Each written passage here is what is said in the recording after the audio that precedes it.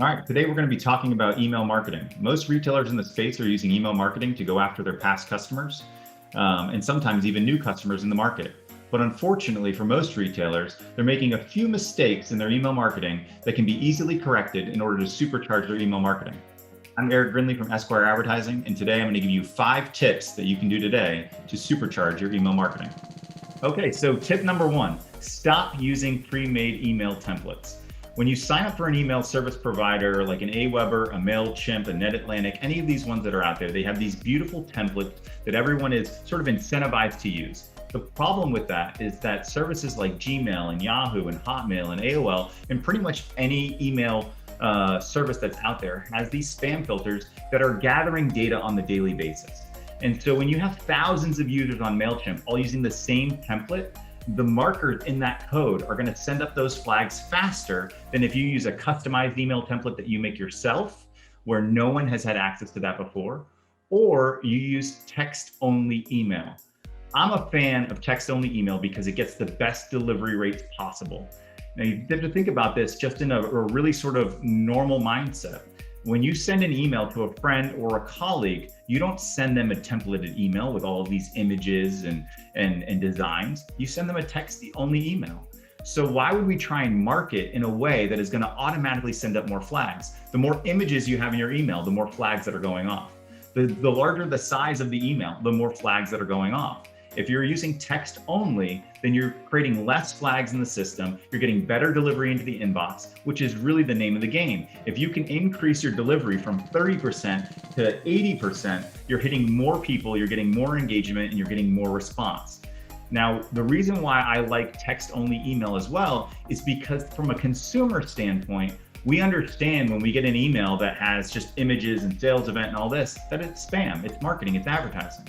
But if I send you a text-only email and I'm the general manager of a store and I pull in your name into the email using either tokens or hashtags in order to pull my data in, I can make it seem as though this email is a one-to-one email just for you and not for everybody in the masses. And the way that we do this is by promoting a singular sales event, a VIP sales event, a promotion, anything like that. And we want to invite them into the store. And one of the things that you want to do at the end of that email, if you're going to include a link, that's fine. Do not overdo it with links, but make sure that you include some sort of a link.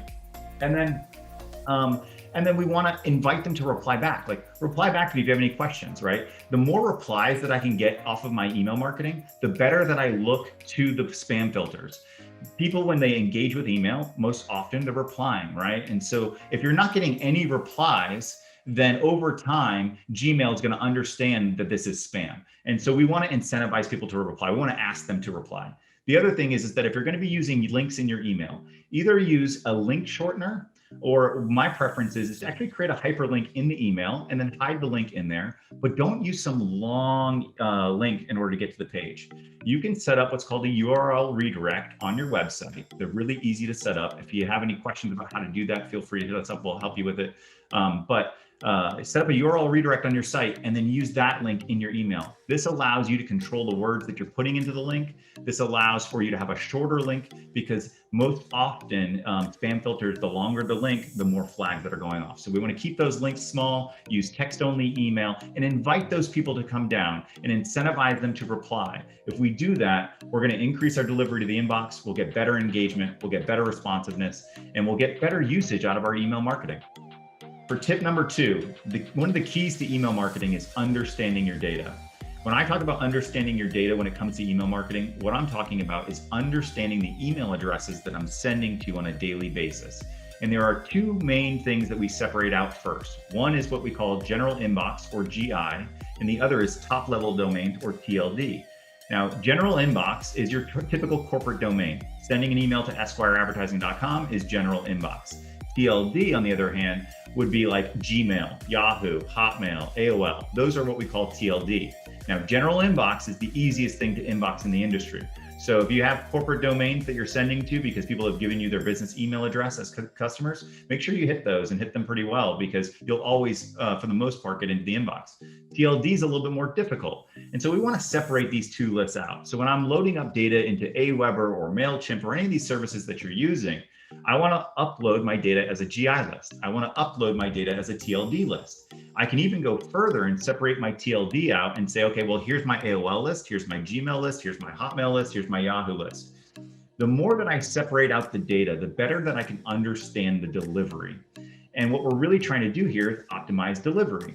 So on certain email service providers, like MailChimp, for example, might be way better for you for getting in the inbox on Hotmail, whereas NetAtlantic is really good at getting into Gmail. And so I need to understand of my email that I'm sending, where am I blocked? Because we always worry about going into the spam filter or into the junk box. But a lot of times we're not even in the equation. We're not even getting into the junk folder. A lot of people don't realize this, but if your email service provider has thousands of consumers that are all on the same platform, they're all using the same range of IPs, the more that the data builds up, the more that they understand that this IP is always sending spam. And so Gmail might just cut it off. And so we want to understand our data more so that way we can find additional services that we might want to move our Gmail list over here. We might want to move our AOL list over here. Additionally, you can also separate out what we call cables and telecoms. They also have different send rates and different spam filtration rules. So that's going to be your AT&T emails, your Verizon emails, your Charter Spectrum emails, your Xfinity emails, anything that's a cable or telecom provider. We want to separate those out as well. The more that you understand where you're sending to and what the delivery rates are and where you're being blocked, then the more that you can optimize your email and you can bring on these additional service providers to get you into the places that you want to be. The more that we can increase this, obviously, the more effectiveness that you're going to have, the more reach that you're going to have, and the more sales you're going to get in store. So understand your data. The more that you understand it, the more that you will supercharge your email marketing. All right, for the third tip, we're going to be talking about segmenting our lists. So we just got done talking about how we separate GI and TLD, but now we're going to talk about what do we do after a consumer engages. Now, when I first upload a list to an email service provider, what I'm first loading is what I call a developmental list. This list is my whole list, and I don't know within here who are my openers and who are my clickers. And what I'm trying to get to is to have a developmental list, an opener list, and a clicker list. The reason why I want to do this is because openers and clickers are where you make your money, but you need to get them there. So it starts with the developmental list. Now, the developmental list, you can hit up to 4 times a month.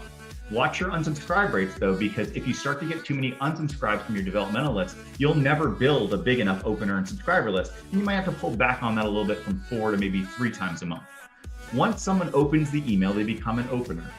Openers are great. They're reading your content, but they're not necessarily engaging yet. They haven't clicked on anything. So we leave them in the opener section. Once they click, they become a clicker. But from the opener standpoint, you can hit your openers usually somewhere between 2 and 3 times a month. You have to be careful because you don't want to annoy these people because they are reading your content. So they're engaging with you to a certain extent. They just haven't clicked yet. We're just waiting for them to find something that entices them so much that they end up becoming a clicker. Once a person becomes a clicker, these are the gold mine. This is where you want to be protecting these people as much as possible. You don't want to email a clicker more than once a month. You want to make sure that they stay on that list and stay on that list for as long as possible, because a clicker not only opens your email, but they engage with your links. And that's where you'll really start to make a lot of money, both from an e-commerce perspective and from an in-store perspective.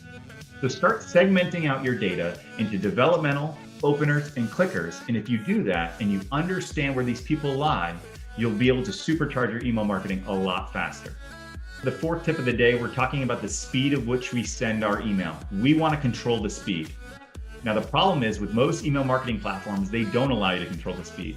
So either 1, switch to an email marketing platform that'll allow you to control it, or 2, talk to your email marketing platform and find out what speed that they're sending at. If you're logging into a platform and uploading a list and hitting send, and then that blasts out your entire email list in a matter of minutes or even in an hour, you are sending too fast. And you need to talk to them about how you can reduce that send speed. The slower you send email, the more delivery you will get to the inbox. Think about it. When you go into your own email, do you go and blast out 100,000 emails in a matter of minutes? No. And so when you do that, you're basically informing Gmail and Yahoo and all of these services that you're spamming. So make sure you pull back on that send rate, because the slower that we can send, the better off we will be. And when you start to incorporate this tip into other tips, like how to segment out your list into TLD, now you could understand the individual send rates that you need per domain. So do a little online searches. You can find out what the send rate is that AOL accepts it at. You can find out what the send rate is that Gmail accepts it at. But the slower you send, the better off you will be. If you can limit this down to a few messages per minute and drip it out, I guarantee you that you will have better engagement, better delivery, and more effectiveness out of your email marketing than you've ever had before. For tip number 5, we're going to be talking about how to avoid red flags in your emails and keep your domain sending rating safe. So one of the keys to getting into the inbox is to have a really high safety rating for your domain. And so on every email marketing platform that you send through, you're actually tying that to your website. So if I'm sending out email marketing from esquiremarketing.com, even though I'm not sending that directly from my email, the rating is on my domain. And so one of the first things you want to do before any time that you send your email is go to mxtoolbox.com, that's mxtoolbox.com, and go to the blacklist section. You can put your domain in and you can check and see if you are blacklisted on any of the spam filters. If your domain is out there on one of these blacklists, you can apply to have it removed. Now, this might continue to be a problem where it's going to creep back up on you. And a lot of the time that's due to the fact that the email service provider that you're using for your email marketing actually has some of its own red flags. And so at that point, you might have to end up seeing about switching. But at the very least, check that every time before you go and send. Make sure you're not listed on any blacklist. If you're on a blacklist, guess what? Your email is not going anywhere. And so stay off those blacklists. Make sure you stay on top of it and apply to have any blacklists removed. Some of them will be removed within 24 hours. Others can take a week. So make sure you stay on top of that. Otherwise, you're not even going to get a chance to get into the inbox.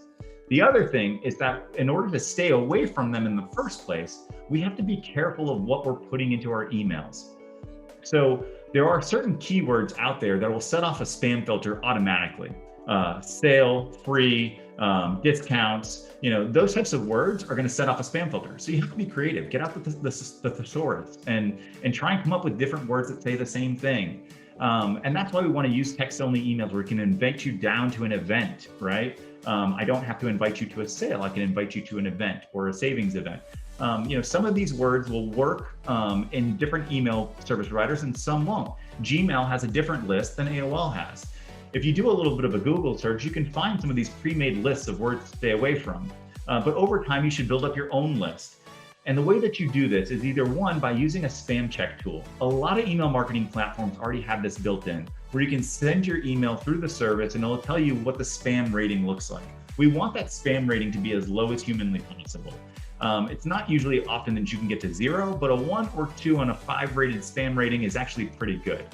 The other thing is if your email marketing platform does not have a spam checker, 1, either invest in an outside service in order to do your spam check, or 2, do it the old-fashioned way. Go and create an email on Gmail. Go and create an email on Hotmail, AOL, all these different places. Create yourself a seed email. And then every week before you send out your email, send it to your test list first. See if you get into the inbox. If you find that you got into Hotmail, great, send out your Hotmail list. If you find you get into AOL, great, send out your AOL list. If you're not getting in there, start tweaking some of the words in your email until you can actually get into the inbox. This not only goes for your email content in your email, but also the subject line. So make sure you're optimizing those subject lines and optimizing the body of the text in order to get into the inbox. And test, and retest before you spend your money to send a big blast. So at Esquire Advertising, we focus on what we call supercharged data marketing.